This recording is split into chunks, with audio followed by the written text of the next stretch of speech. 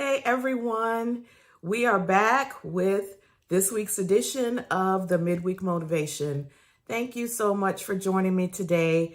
My name is Brina, and if you've been following me for any length of time, you know that I come to you live every Wednesday, right in the middle of the week, in the middle of the day, to give you a word that will inspire you, give you a little something to keep going through the rest of your week. So thank you so much for joining me today. Don't forget, please like and share this video. In fact, I'll give you a quick second to do that now. Go ahead and like and share. Thank you. And then we'll get started with today's word. So today's passage is coming from one of my favorite books in the Bible, and that is Nehemiah. And so we're reading from Nehemiah chapter 6. And I'm going to share verses 1 through 9, and I'm reading from the New International Version. And it says, when word came to Sanballat, Tobiah, and Geshem, the Arab, and the rest of our enemies, that I had rebuilt the wall, and not a gap was left in it, though up to that time I had not set the doors in the gates, Sanballat and Geshem sent me this message. Come, let us meet together in one of the villages on the plain of Ono. But they were scheming to harm me. So I sent messengers to them with this reply. I am carrying on a great project and cannot go down. Why should the work stop while I leave it and go down to you? 4 times they sent me the same message, and each time I gave them the same answer. Verse 5. Then the 5th time, Sanballat sent his aide to me with the same message, and in his hand was an unsealed letter in which was written, it is reported among the nations, and Geshem says it's true, that you and the Jews are plotting to revolt, and therefore you are building the wall. Moreover, according to these reports, you are about to become their king and have even appointed prophets to make this proclamation about you in Jerusalem. There is a king in Judah. Now this report will get back to the king, so come, let us confer together. I sent him this reply. Nothing like what you are saying is happening. You are just making it up out of your head. In verse 9, we'll stop here. They were all trying to frighten us, thinking their hands will get too weak for the work and it will not be completed. I just love this story. And so the word for today is distractions. So this is the book of Nehemiah. Obviously, Nehemiah is writing. He's writing in the first person, and he's telling the story of him and his team rebuilding the walls of Jerusalem. So Jerusalem had been destroyed by the Babylonians and the Jews were taken captive. And so Nehemiah is actually still in captivity. And at this time, he's working for King Artaxerxes as his cupbearer, which is a very prominent position. So Nehemiah is a leader. He has stood out even in his captivity. He has stood out as a leader.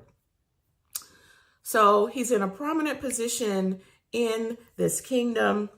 And I won't tell the whole story. I encourage you to read the whole book of Nehemiah. It's not that long. But Nehemiah hears about the walls of his homeland being destroyed.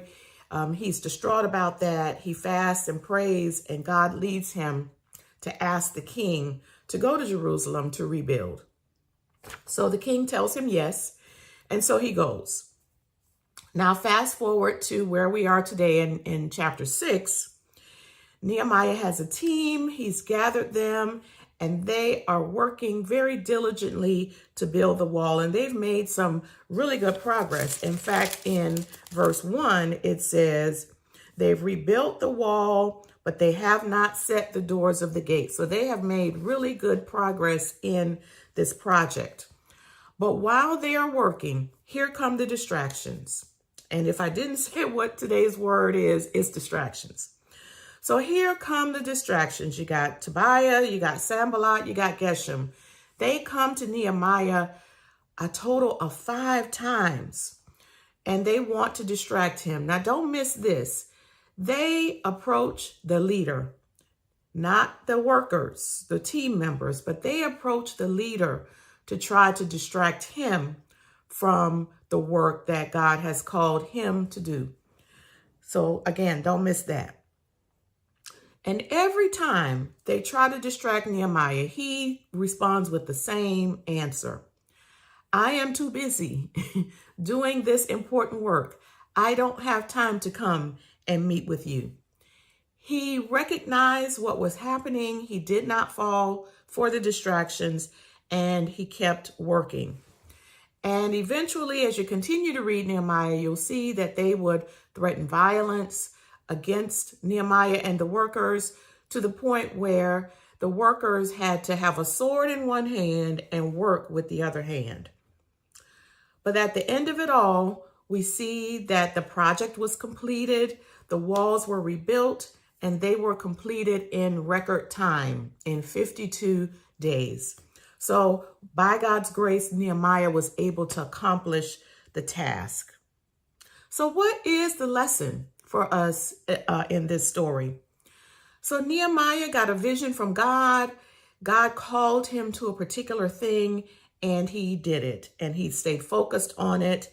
And he did not allow the distractions that were thrown his way to stop him from completing the work. So Nehemiah was very clear on what God called him to do.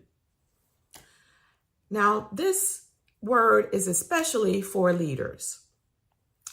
When God calls you to do something, Satan will throw distractions your way. Amen, somebody. So we need to have an awareness that that is going to happen. And when it does, don't get off track. Don't fall for what Satan is throwing at you. Recognize it for what it is. And just like Nehemiah did, say, I don't have time for this. I am focused on this great work that God has called me to do. So when those distractions do come, remind yourself of what God told you to do, the instruction that he gave you, and just stay focused and keep going. Don't get distracted. Now, God will provide everything that you need to fulfill what he's told you to do, the time, the treasure, the people, all the things that you will need. He will provide all of those things to you. But your job, our job, is to stay focused and not fall for any distractions that might come your way. And let me say something about distractions. In this case, Nehemiah knew that they were trying to distract him, pull him away with lies. We even see that someone had a letter that said, we heard that you were trying to take over this land. We already have a king.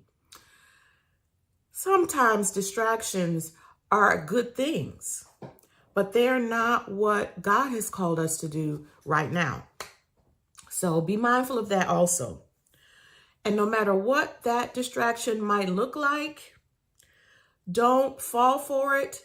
Stay focused on what God has called you to do, and God will grace you to complete it. Just like God graced Nehemiah and his team to complete the wall in record time in 52 days. Remember, as we close, distractions are from the enemy. The enemy wants to get you away from the purpose that God has put inside of you. Don't fall for it. Be aware that that is how the enemy operates. Stay focused and ignore and move away from the distractions. All right. I hope that word helps you today. Thank you for tuning in, and